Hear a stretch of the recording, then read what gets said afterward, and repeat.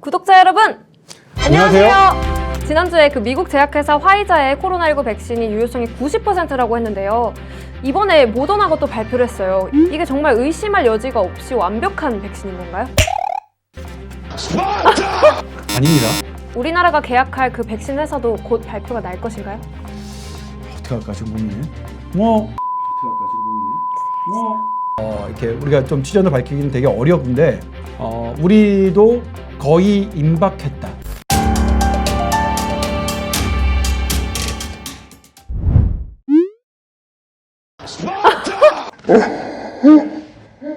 아닙니다. 지난번 파이자 백신 그리고 이번 모더나 백신의 결과는 중간 결과입니다. 유효성만을 공개했습니다. 거기에 중요한 디테일, 과연 이 코로나19 백신이 위험 연령층, 이 코로나19가 걸리면 사망 위험이 높아지는 사람들에게 그런 유효성이 높으냐, 그리고 그 유효성이 얼마나 지속되느냐의 디테일을 공개하지 않았습니다. 이런 백신을 보급받는 거에 있어서 되게 순위가 밀려있다 이런 설이 돌던데 사실인가요? 네.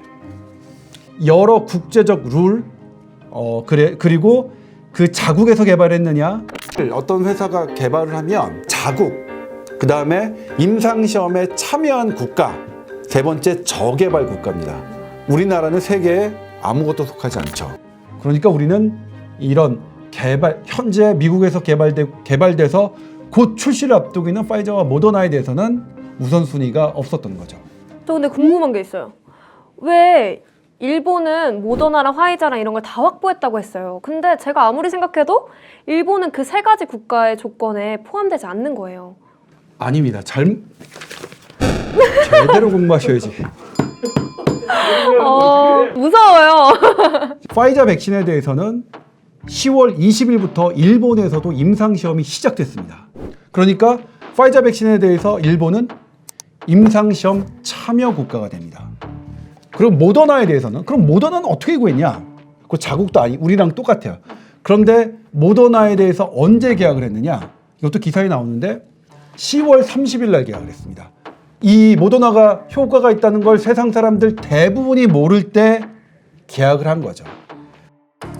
지금 효과가 제일 좋은 백신의 현황을 파악하고 거기서 막 뭘 어떻게든 막 이렇게 막 뭘 하든 간에 그 정보를 알아냈고, 우리나라가 못했다기보다는 일본이 이런 부분을 조금 앞서갔다고 봐야겠죠.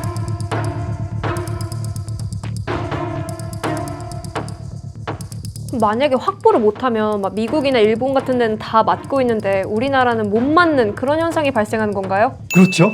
왜 O 안 해주시죠? 그렇죠.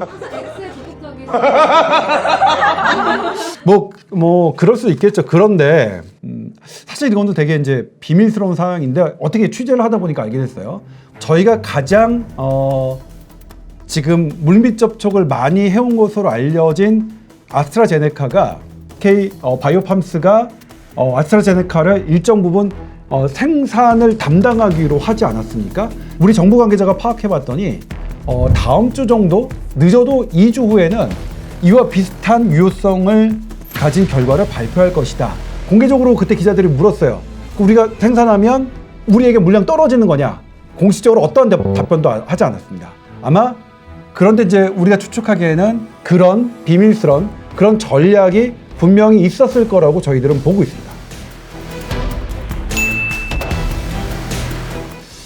어떻게 할까 지금 고민해.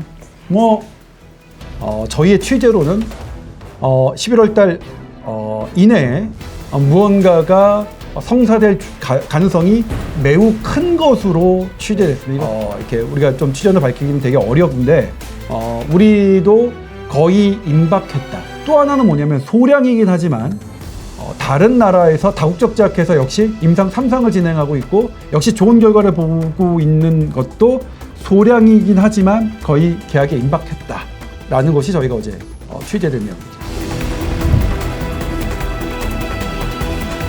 국민들 되게 많이 서운해하셨어요. 모더나, 파이자 못 구하는데 이게 뭐냐? 그 서운하신 마음은 이해하지만 그럼에도 불구하고 우리가 내년에 접종을 받을 여지는 있다. 그렇게 조심스럽게 말씀드리겠습니다. 그럼 모더나는 가격이 2배 비쌀 거다 이런 얘기가 나오는데 그럼 이게 부자 나라한테 많이 쏠림 현상이 있을 수 있을 것 같아요. 이게 골고루 퍼질 수 있는 건가요? 네. 세계보건기구 그리고 백신을 담당하는 여러 국제단체들이 그런 불평등함을 개선하기 위해 일정한 장치를 해놨습니다.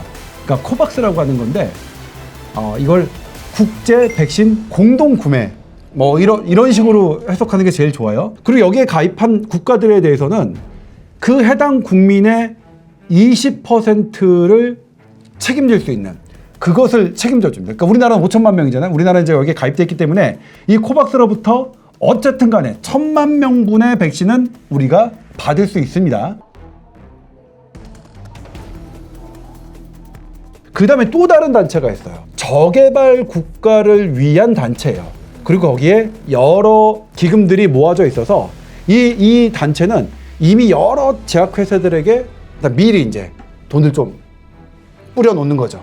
그래서 그 백신을 받고 그것은 철저하게 저개발 국가를 위해서 이제 먼저 우선으로 사용하는 이런 게 있어서 완벽하진 않지만 저개발 국가를 위해서 백신이 공급될 수 있도록 그런 국제 장치들은 현재 있습니다. 이것을 세금을 쓸 것이냐 아니면 국민 개개인이 부담할 것이냐는 사실 우리가 결정하면 됩니다. 우리가 이제 여지껏 국가의 세금으로 별도의 기금을 마련해서 무료로 했던 독감 백신 뭐 이런 여러 백신들은 다 우리가 결정한 겁니다. 그러니까 독감이 들어왔을 때 위중증에 빠지기 쉬운 위험한 사람부터 독감을 먼저 접종하거든요. 코로나19도 그 순서로 접종 순서를 잡을 것 같습니다. 그럼 저랑 찬이님은 후순인가요? 네? 네? 네, 지난주 화이자에 이어 이번 주 모더나에 대해서 팩트체크 해봤는데요. 유익하게 보셨다면 구독과 좋아요 부탁드립니다. 네, 유익하게 보셨길 바라고요. 그럼 다음 방송에서 뵐게요. 구독자 여러분, 안녕히 계세요. 아.